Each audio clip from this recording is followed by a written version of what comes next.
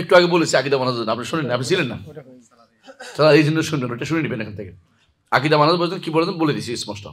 আর প্রথমে এখন প্রথম যেটা বলছে তাবিজ দেয়, তাবিজ কয় রকম? দুই রকম, একটা হচ্ছে কোরআন দিয়ে, একটা কোরআন বাদে।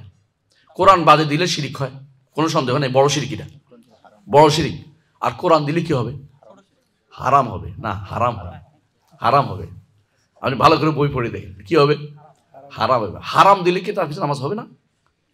হবে। কথা বুঝেন, যে দিছে তার আর যে গ্রহণ করছে পার্থক্য একটা আছে। গ্রহণ করে যে ব্যক্তিটার উপর নির্ভর করছে সে ব্যক্তি আবার মুশরিক হয়ে গেছে। ভরসা আল্লাহর উপর করতে হবে, পার্থক্যটা এখানে হচ্ছে, বুঝছেন তার কথাটা? কিন্তু যে দিচ্ছে তাতে তো আপনি হারামের উপরে কিছু বলতে পারতেছেন না। আমাদের সমস্যা হচ্ছে আমরা তারেও মুশরিক বানাই ফেলতেছি, এটা তো ঠিক না। সে তো কোরআন দিয়ে দিচ্ছে, হ্যাঁ কোরআন যদি তাবিজ যদি কোনো সে নকশা দিয়ে দেয় তো কোরআন দিয়ে দেয় না, কিন্তু কারণ কোরআনে কোনো নকশা হয় না, কথা বুঝছেন তো? কোরআনে কোনো নকশা নাই, এটা বানাইছে বসে বসে।